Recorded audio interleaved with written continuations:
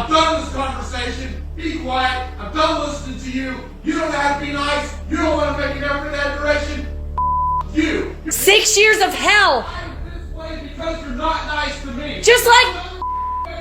And then why am I your fourth wife? Everybody else was so mean and such a raving lunatic biatch. Well, imagine being only 5 years old and praying for your parents to stop fighting.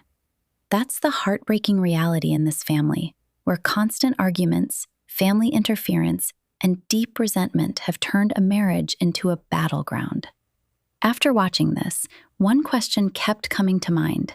At what point do adults stop focusing on being right and start focusing on the damage being done to their child? Chuck and Amanda have been married for 6 years. They have 2 sons, a 5-year-old and an 8-month-old. Now, Chuck and Amanda say their marriage can be described as anything but loving. They say it's loud, violent, and full of rage. Even her parents call their daughter a right fighter. And their son-in-law, Chuck, well, they say he's just explosive. Take a look. Chuck. Shut up, Amanda. I'm done with this conversation. Be quiet. I'm done listening to you. You don't know how to be nice. You don't want to make an effort in that direction. You. 6 years of hell. I'm this way because you're not nice to me. Just like... And then why am I your fourth wife? Everybody else was so mean and such a raving lunatic biatch. Well, after a hostile fight like that one, their son-in-law, Chuck, says he storms out of the house and moves into his car for days just to get away from Amanda's nagging. Now, Amanda says every night she hears her little innocent 5-year-old praying, and I quote, "Please take away my evil daddy." Listen to this. First day, Lord, I hope Mommy and Daddy stop fighting, and I hope Daddy's evil heart goes away, and I hope the good Daddy come back. Chuck says sometimes he thinks about divorce every hour of the day because Amanda pushes his buttons. But Amanda says Chuck is the one with the issues. Let's hear this. A 5-year-old should not be carrying the emotional weight of their parents' conflict.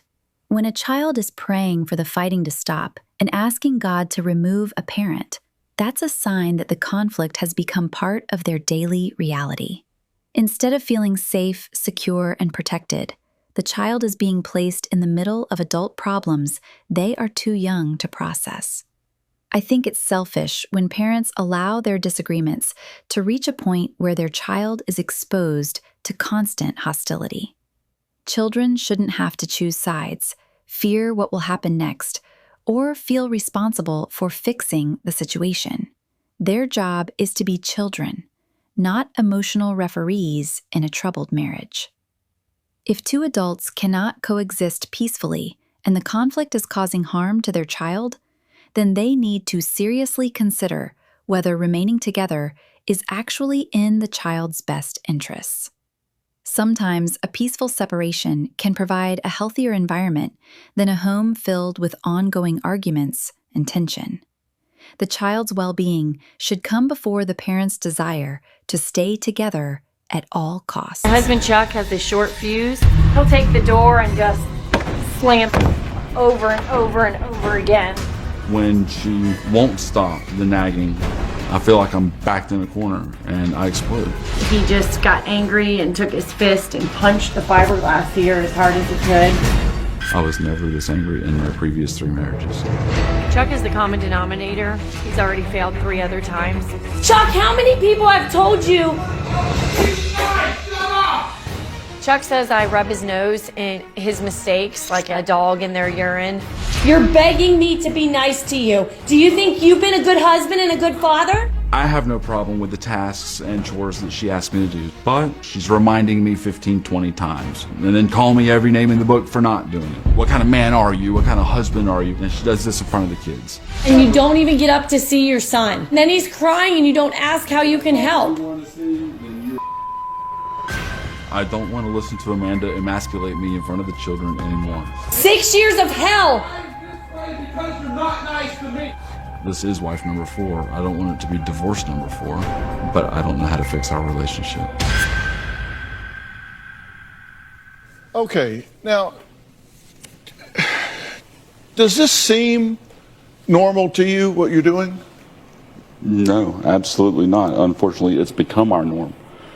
And you have children in the home. Correct.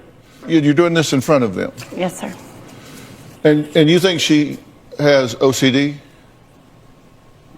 If not OCD, then obsessive compulsive tendencies for sure. She likes to face all the labels in the refrigerator the same direction. And at one point or two, I turned the label of a bottle of water around backwards, and I thought she was going to have a stroke. You know, it's not. How'd the honeymoon go? Terrible. Terrible. Except for the first night. That's how we made our son. What do you mean terrible? But we kind of had a pact that if we moved forward in life and had children, he would quit smoking.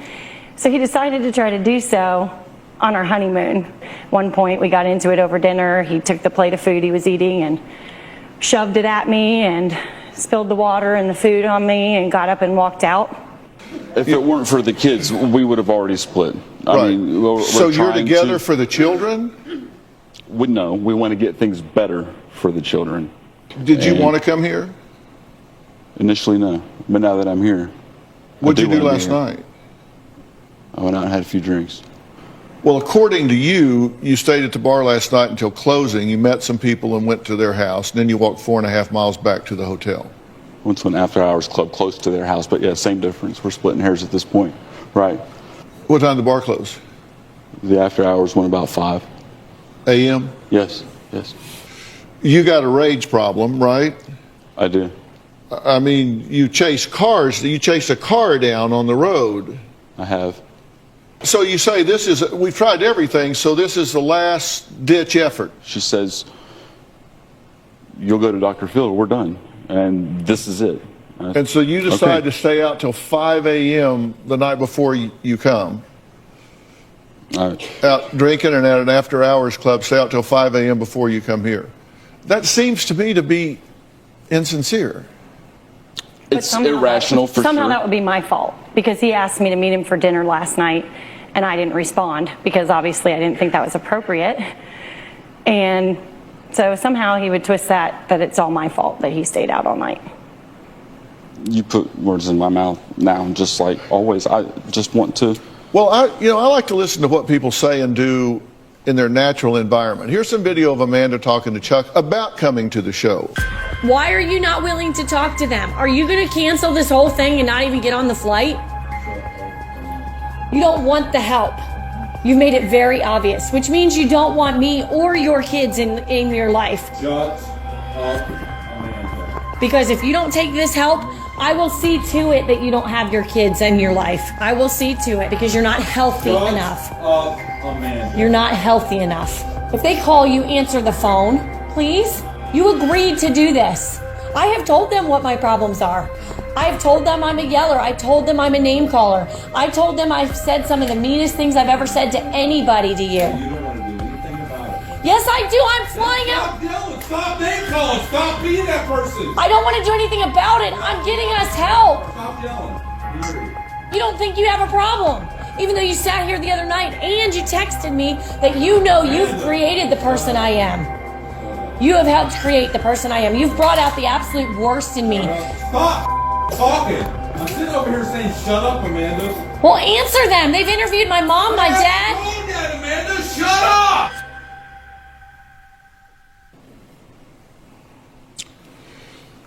That's pretty much a normal exchange. Yeah, it's a good problem solving. That shouldn't be normal. If that's what they consider a normal exchange, then that says a lot about how unhealthy the communication in this marriage has become. Constant arguing, talking over each other, and treating every conversation like a battle shouldn't be the standard for any relationship, especially a marriage. Grown adults who are married to each other should be able to disagree without turning every discussion into a conflict. When disrespect, hostility, and tension become normal, people can become so used to the dysfunction that they stop recognizing how damaging it is. What's even more concerning is that if this is their normal, then it's also becoming normal for their 5-year-old to witness. A child growing up around that kind of communication may start believing that's how relationships are supposed to work. And that's a heartbreaking lesson for any child to learn. I certainly don't handle things well, but I've stuck it out by his side for 6 years through a lot of crap that the others did not. Our marriage has lasted longer than the 3 of them combined. Are you honest with him about everything? Yes. No secrets? No secrets. Are you honest with her about everything? Yes. No secrets? No. That is absolutely, that's a lie right there. He's deceitful about why he's lost jobs, about smoking, about money he's spending. I come clean with you about everything. No, sir. If he comes clean, it's only because he's been caught. I'm married to my mother. Then don't act like a child. You were on me and on me and on me and on me. And if I'm going to be accused of something 1,000 times, I'm already doing the punishment for it. I may as well do the crime. Yeah. For every rat you see, there's 50 you don't. Exactly. Coming up, Chuck says Amanda calls her parents at least 9 times a day. I wonder what she's telling them. We're going to find out after the break. It's as though the umbilical cord has never been severed. Every time Amanda and I have a problem, she's going to run and tell her mother about it. I just don't want to give up on him like everybody else. Well, this is the last resort.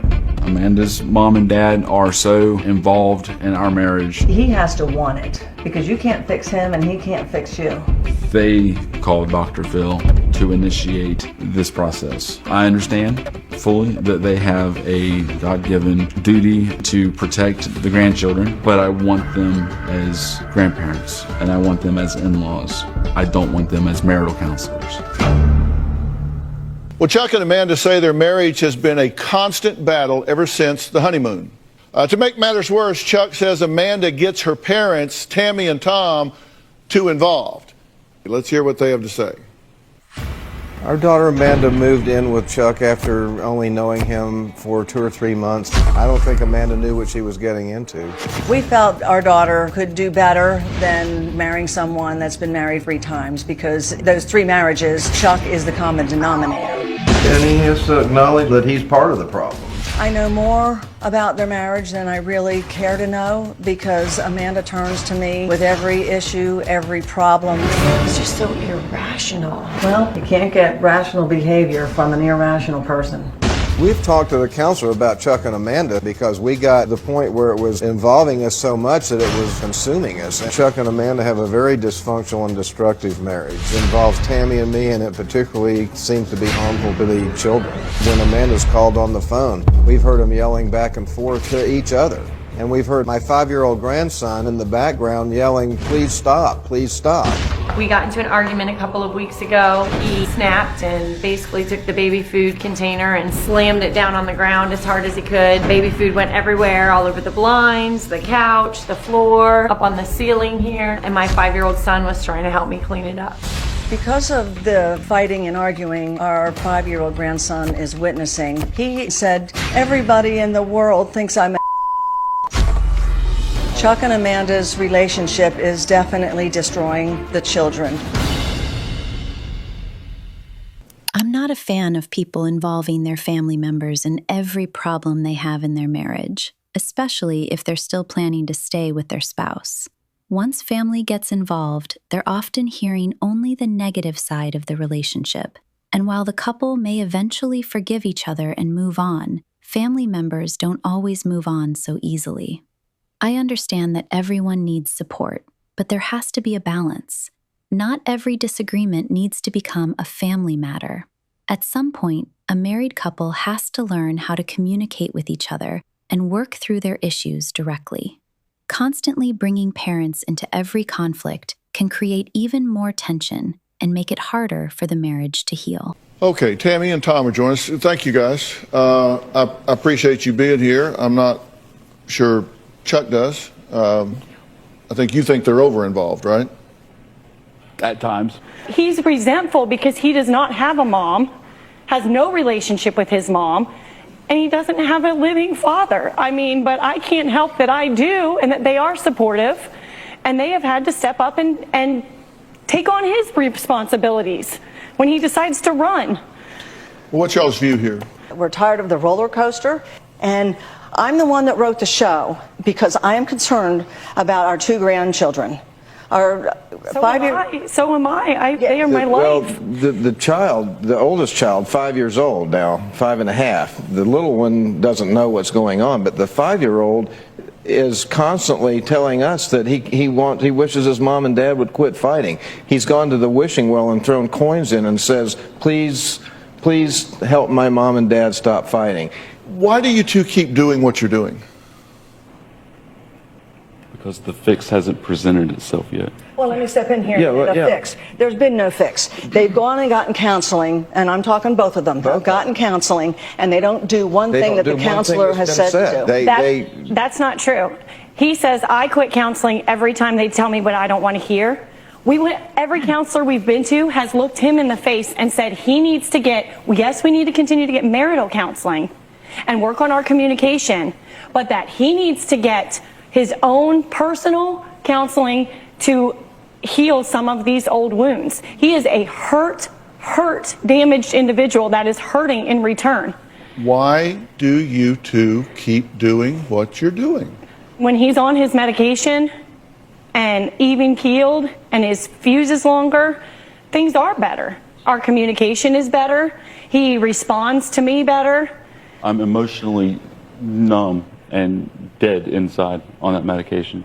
I think it's either the wrong medication or it's a wrong diagnosis. Why do you keep doing what you're doing? You've been through 3 marriages, 6 years into this train wreck. Why do you keep doing what you're doing? I'm going to ask the question until I get an answer, and I don't have to do till 5 o'clock. So,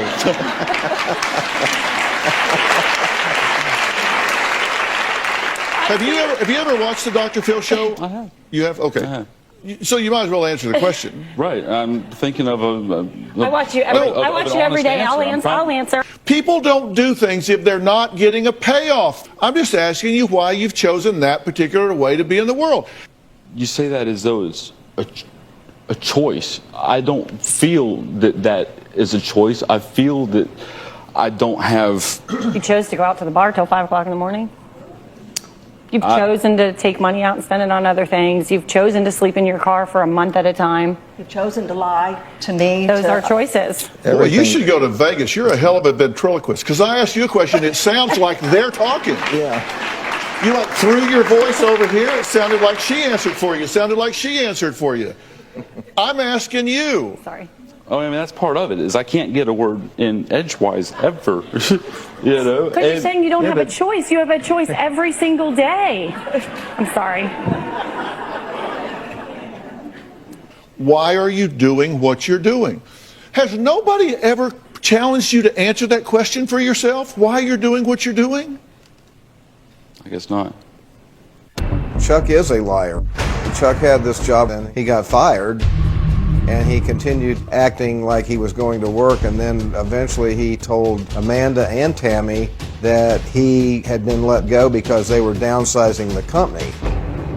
And Amanda called Human Resources, and she found out that he had been fired because he had disobeyed company policies. That leads us to not believe anything that he says anymore. He's a fraud.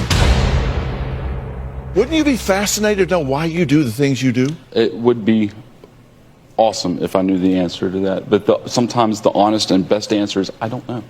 I don't know why I do the things that I do. How can you wake up every day and go do stuff that is so self-destructive and not be curious, why did I do that? Why is my 5-year-old son begging me to not break his toys? That 5-year-old is praying, evil daddy go away, good daddy come back. Aren't you absolutely intrigued to know why you're doing things that would make that child say those things? I don't know why I do the things that I do. Did you tell her you had a job when you didn't and go sleep in your car like you were going to work? Yeah. Now, I'm sorry. You're a grown man. You can't tell me you don't know that's wrong. I do know that's wrong. There are a few things that are fundamentally so out of balance with you two. Two things you've got to have, or there's no chance of this getting any better. I'm just going to write them down. And one of you is violating one of these badly. One is insight. If you don't have insight, you are in a lot of trouble. Insight just simply means the ability to kind of step back and look at yourself and take an objective view of what you're doing to contribute to the problem. And the other one is just real simple.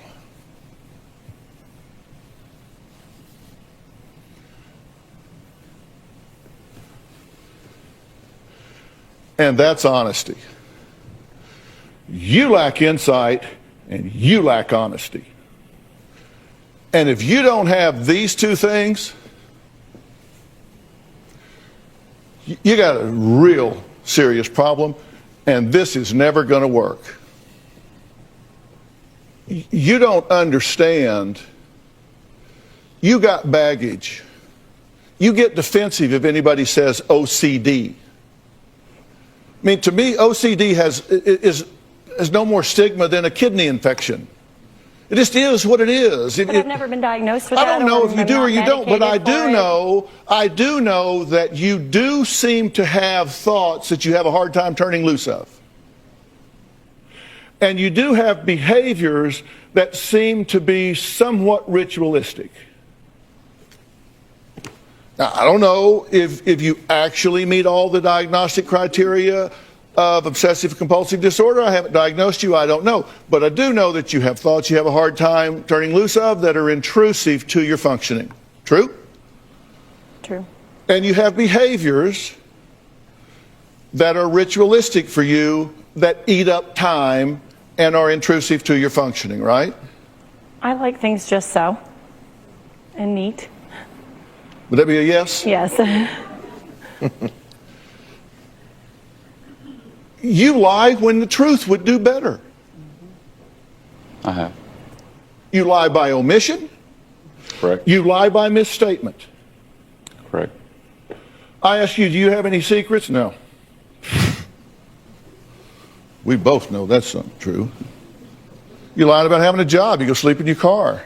He would tell our 5-year-old son he couldn't take him for a bike ride because he was going to work. That's low. How old are you? I'm 38 years old. You've had a lot of chances to do something about this. And I haven't. But I want to, and that's why we're here. Because the person that you see, the person they see, the person she's married to, the person that my kids see, my coworkers see, the person I see in the mirror, I'm not satisfied with that person. And I haven't been for quite a long time. Amanda has very strong OCD tendencies. In my house, she has all of the bottled water labels facing the same direction, Coca-Cola cans facing the same direction. Once, to be funny, I took one of the bottles and turned it upside down with the label facing backwards. I thought she was going to have a stroke that night. It was detrimental. She was in tears. Most folks would have just laughed that off. She can't see intended humor because she has no sense of humor. I yell and name call and degrade and all because I'm hurt. It's my defense mechanism. It's the yelling and when the you say I'm your trigger and the beating and the cursing and the pushing and the fighting in front of the kids when I'm begging you, Amanda, please stop. You think you're the only person in the world that has buttons that... You yell stop and shut up, but it's not because it's in front of the kids. It's because you don't want to hear her voice anymore. Can you blame him? On one 30-second video, you're correct. But how many seriously, other videos? Or how many other times have I told you? I can't blame him. Seriously, she badgers him endlessly. I do badger because I don't know how to express my disappointment. He is not being the husband and father that we all need him to be. And then now all of a sudden I'm a bad father because I'm not living up to what My she's son begs told him to go outside and play with him. And I have to ask him and then thank him for spending time with our son. That's not normal. Well, you know, I wrote 2 things down here.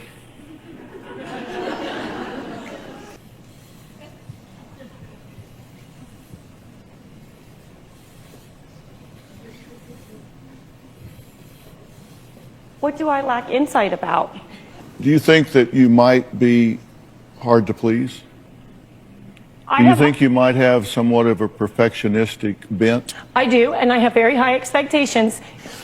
He's dead in the water before he even starts. Now, he doesn't make much of an effort, but even if he did, he doesn't have a snowball's chance in hell. That is your baggage, and you take it with you everywhere. It's like you get up in the morning and you pick your baggage up and you carry it on the front porch, you put it down. Then you get your kids to go ready to school, and you pick it up and you go get in the car and you put it down. Then you go to lunch, you go, oh, forgot my baggage, I got to pick it up and take it with me. And you have lunch and you set it down and you have your lunch. Then you get up, you pick it up again and you take it with you everywhere. I don't expect any more of him than any average wife and mother would. I honestly can sit here and say that. But you're not his mother. But I expect a teammate. I expect somebody to help. I'm not his mother, but, which means forget what I just said. I'm now going to tell you what I really think. Has he been acting like a child, I'm not his though? mother, but I'm his mother, and I'm going to treat him like a child because he acts like one, and therefore we have a parent-child relationship and can't understand why our marriage doesn't work. So we're going to take a break. Is Chuck's issue solely with his wife? Yeah, I don't think so. We'll be right back. I think Dr. Phil makes an interesting point here. If the wife lacks insight, she may struggle to recognize how her own actions contribute to the problems in the marriage. At the same time, if the husband lacks honesty, it becomes difficult to build trust or have productive conversations because you're never dealing with the full truth. Then you add the fact that the wife wants everything to be perfect, while the husband doesn't seem willing to put in the necessary effort, and that's a recipe for frustration. One person is chasing an ideal standard, while the other isn't meeting even the basic expectations of the relationship. When those issues exist together, both people end up feeling disappointed, misunderstood, and resentful.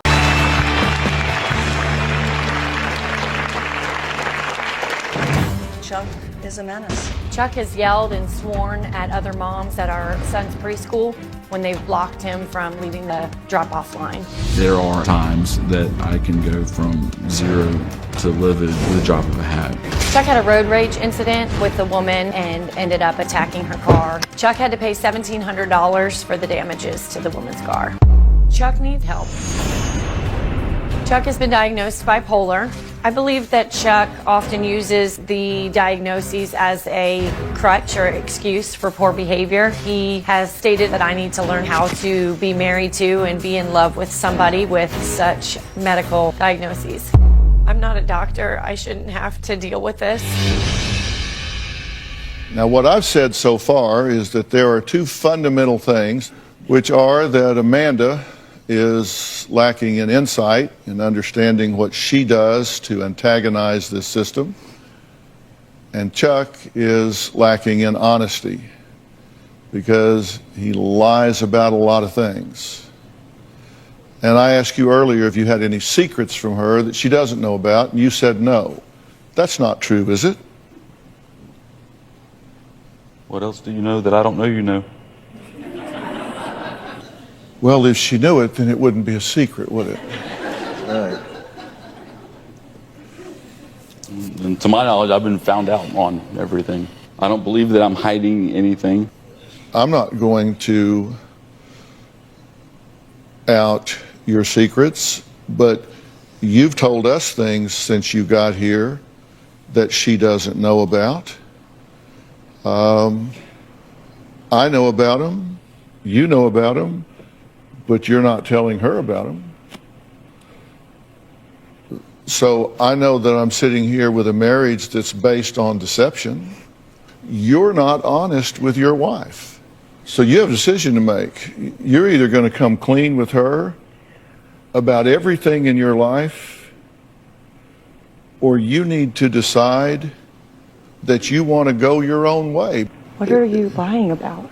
that I don't know. And listen, you don't have to tell her. But if you don't tell her, you need to make a decision that you're going your own way.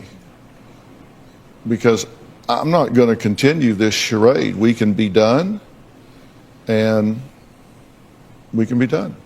I asked you were being honest. You said yes. I asked you had any secrets from her. You said no. You and I both know that's not true. So this is a charade from this point forward. Okay. We'll go with that.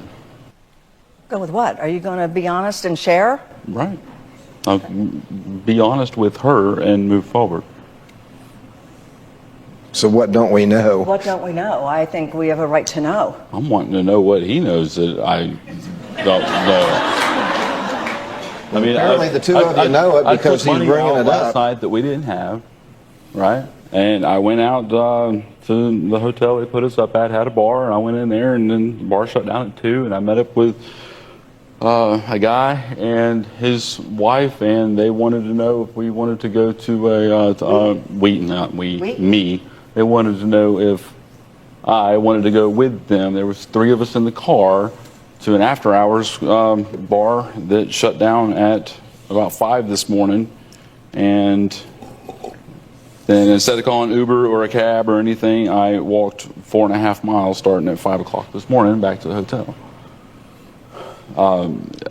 That's the only thing that I can think of. Did you reveal something to my associate producer that you said you cannot tell Amanda?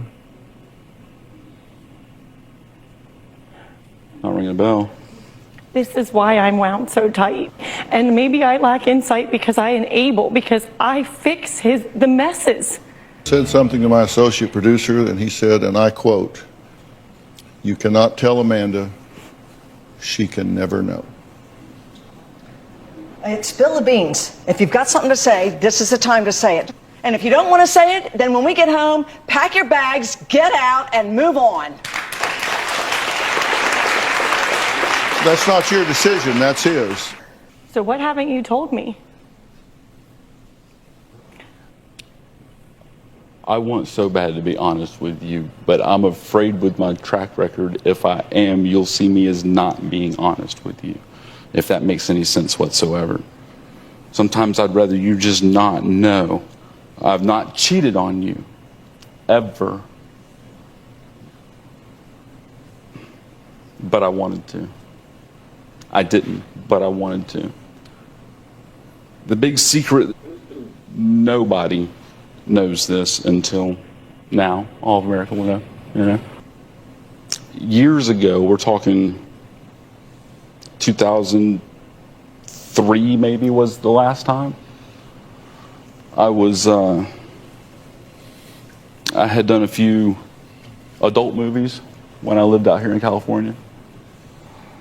I'm sure that would have been something for me to know as I'm married to you, making a life with you, well, maybe, being but intimate I with got you. away from that altogether. And Wow. I came back to California last night and called the guy that I used to know to see if I could make a little extra money while I was out here right now. You're Tonight, sick. today, this weekend? Yes. Dr. Phil, he's so sick. See, that's why I didn't want to tell you. No one knows that. That was honestly something I thought I was going to carry to my grave. But yet you tried to hook up while you were here this weekend. I made a phone call. That's disgusting. I'm just so disgusted right now.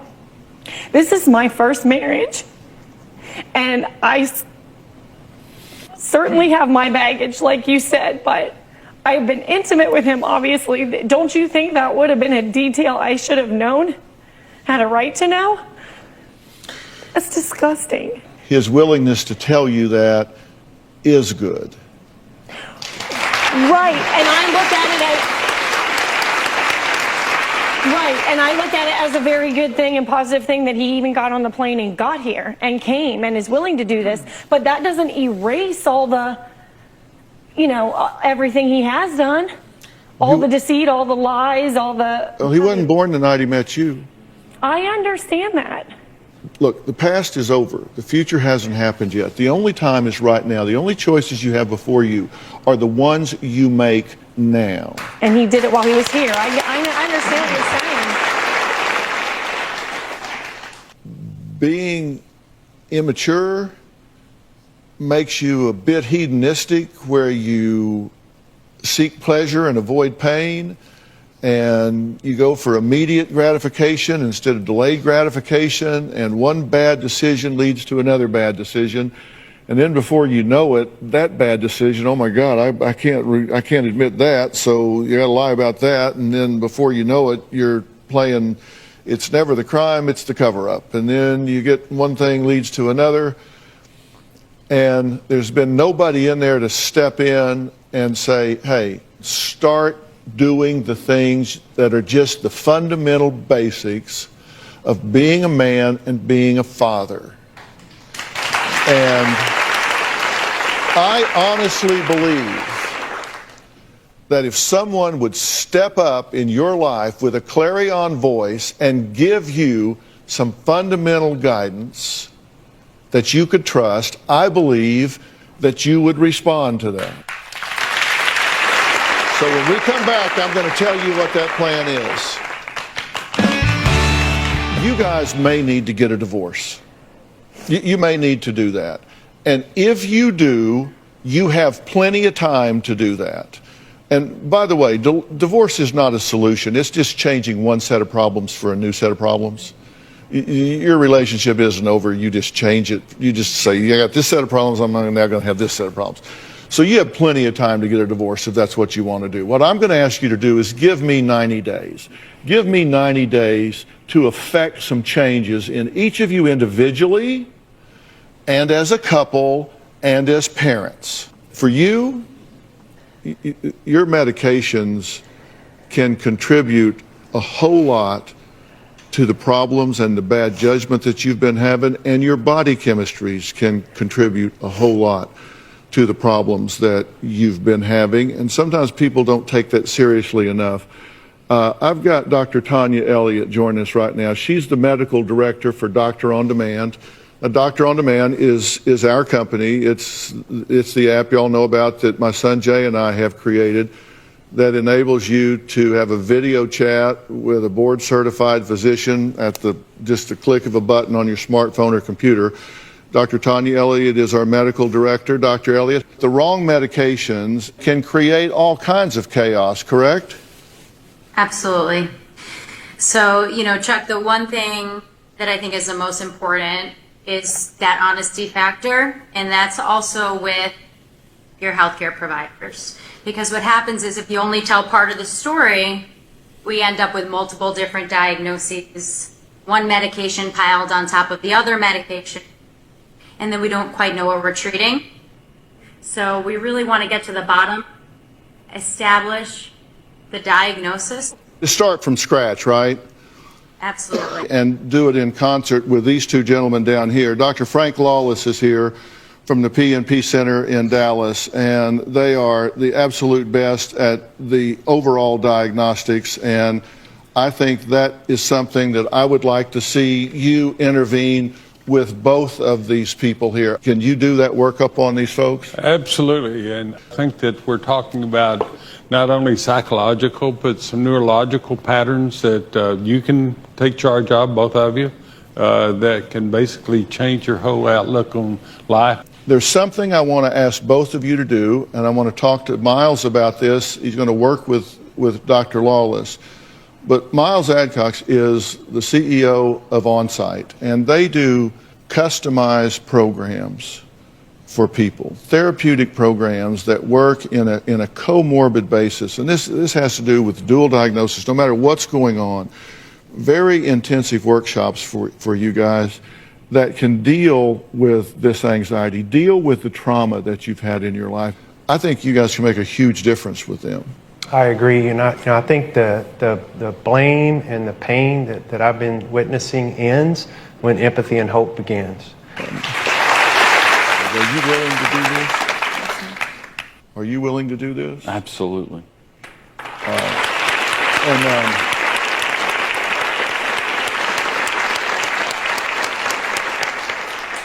I want to thank my guest today. A special thanks. At the end of the day, I don't think this marriage has one villain and one victim. What I see is two people who are contributing to a very unhealthy dynamic in different ways. The wife appears to lack insight into her own role in the conflict, while the husband's lack of honesty makes it difficult to build trust. Add constant fighting, family involvement, and a child who is clearly being affected by the tension, and it's clear that something has to change. My biggest concern in all of this is the 5-year-old. No child should be growing up in an environment where they're praying for the fighting to stop. Whether this couple stays together or separates, the focus needs to be on creating a healthier and more peaceful environment for their child. If you enjoyed this commentary, don't forget to like, subscribe, and turn on notifications so you don't miss future videos. Let me know your thoughts in the comments below. Do you think this marriage can be saved, or have these issues gone too far? Thanks for watching, and I'll see you in the next one.